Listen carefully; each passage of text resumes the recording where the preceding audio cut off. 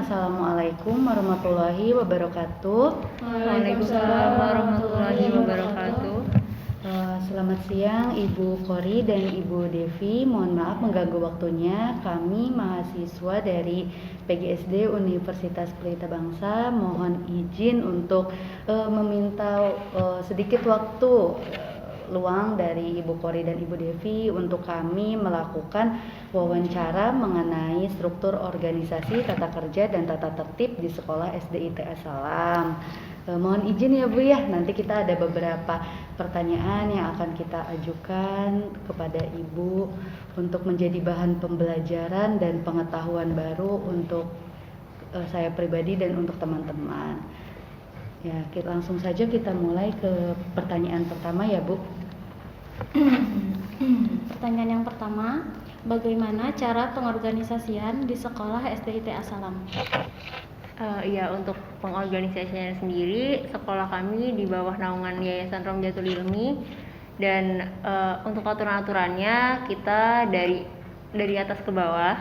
Jadi ada aturan dari atas, kemudian nanti disosialisasikan oleh kepala sekolah, kemudian untuk detail acaranya atau teknisnya dikembangkan oleh kepala sekolah tapi kita dari para guru juga boleh memberikan masukan sehingga kegiatan atau acara-acara yang diadakan menjadi sinkron dan bisa dilaksanakan oleh semuanya.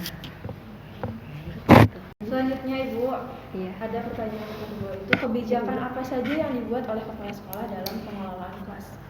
Ya, kalau berbicara soal kebijakan ya pasti sekolah mempunyai kebijakan ya dan pasti selalu mengeluarkan kebijakan.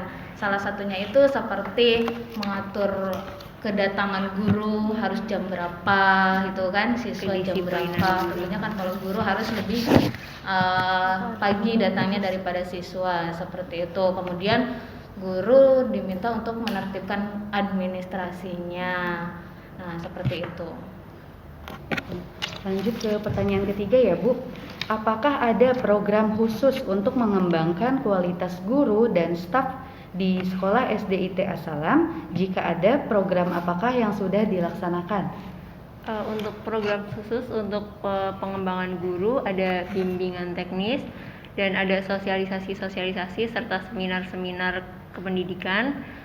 Tapi karena sedang ada pandemi saat ini, jadi untuk kegiatan saat itu belum berjalan dengan maksimal. Jadi sejauh ini masih yang berjalan sosialisasi kependidikan seperti itu aja, cara pengajaran. Jadi belum bisa berjalan semua itu ya? Iya, belum bisa berjalan semuanya. Selanjutnya ya Bu, bagaimana kiat-kiat dalam menginfokan tata tertib kepada murid dan siswa, wali murid dan siswa SD ITS Salam? Ya, biasanya kan pada tahun ajaran baru itu suka ada yang namanya rapat gitu ya. Mungkin pada saat rapat seperti itu kepala sekolah menyampaikan kepada wali murid. Namun pada saat ini kan sedang pandemi. Jadi mungkin informasi-informasi yang disampaikan oleh kepala sekolah itu ya hanya via WhatsApp atau online intinya seperti itu. Lanjut ke pertanyaan selanjutnya. Pernahkah sekolah mengalami hambatan dalam mengenalkan tata tertib? Hambatan ada, khususnya apalagi untuk kelas 1, kebetulan saya memegang kelas 1. Biasanya wali murid itu mengalami masa transisi dari TK ke SD, dan di TK biasanya peraturannya lebih longgar, sedangkan di SD menemui tata tertib baru yang itu lebih memaksa siswa untuk menjadi lebih disiplin. Nah, di sana ada beberapa hambatan, tapi kita berusaha untuk lebih mensosialisasikan lebih baik. Jadi hambatan-hambatan seperti itu diminimalisir sebisa mungkin. Selanjutnya, pernahkah siswa melanggar tata tertib di sekolah SD ITS Salam? Kalau masalah melanggar tata tertib pasti ada aja yang namanya anak kan tidak sama semua ya. Ya paling dari 100% itu mungkin hanya ada 20% atau 15% seperti itu anaknya. Namun yang kembali lagi kepada peran seorang guru kan tidak mungkin langsung menjudge anak itu atau memberi hukuman langsung seperti itu. Kami akan lebih persuasif mengajak anak bagaimana supaya dia tidak melanggar lagi seperti itu. Tapi kalau misalkan buat anak-anak tersendiri, kalau misalkan dikasih tahu kayak secara verbal juga pasti agak, maksudnya bisa menyerap gitu yang dimaksud oleh Bu. Iya. Lanjut ya Bu. Apa cara yang Ibu lakukan untuk memberikan efek jera bagi siswa yang melanggar tata tertib? Seperti yang disampaikan Bu Devi tadi, kita untuk awal beberapa kali pelanggaran nanti dilakukan penanggulangan secara persuasif. Jadi kayak diberi teguran dulu, setelah beberapa kali melanggar terus baru mungkin kita memberikan punishment. Itu pun berbeda-beda tergantung kita melihat gimana sih siswanya ini, karakteristik masing-masing anak berbeda. Kadang punishmentnya ada yang secara pribadi, kemudian beberapa punishmentnya dihukum di depan, tapi dihukumnya berupa menyanyikan lagu nasional. Jadi menghukumnya ini nggak hanya menghukum sesuatu, tapi juga kita memberikan pembelajaran tertentu. Seperti itu. Yang terakhir ya Bu ya, apakah tata tertib yang dibuat memberikan dampak positif bagi kedisiplinan siswa?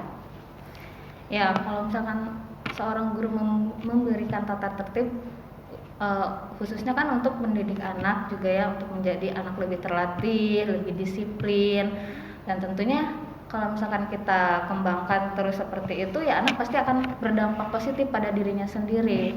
Walaupun memang ada beberapa seperti tadi beberapa anak saja yang kadang susah dibilangin atau apa itu, tapi kan pada aktualnya itu rata-rata ya itu membuat anak disiplin, membuat anak lebih taat, lebih berkarakter, lebih berteratur seperti itu. Ya intinya kan positifnya lebih banyak daripada itunya. Seperti itu. Sudah selesai ya. Ibu terima kasih atas waktunya dan terima kasih untuk jawaban-jawaban yang sangat menarik, sangat bermanfaat untuk memenuhi tugas kami dan pengalaman kami ke depannya. Kami ucapkan terima kasih. Wassalamualaikum warahmatullahi wabarakatuh. Waalaikumsalam warahmatullahi wabarakatuh.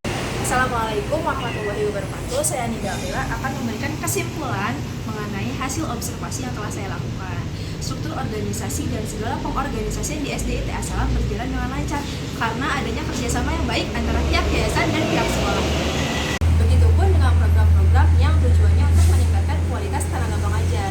Misalnya contohnya dilaksanakan seminar-seminar pendidikan dan bimbingan teknis. Berbicara tentang tata tertib di SDIT Salam, seperti laporan observasi sebelumnya, ternyata SDIT Salam belum mempunyai bukti fisik mengenai tata tertib sekolah. Namun pihak sekolah tetap memberikan peraturan melalui sosial media atau platform lain untuk mensosialisasikan tata tertib sekolah tersebut. Karena situasi dan kondisi saat ini mengharuskan segalanya dilakukan di rumah saja.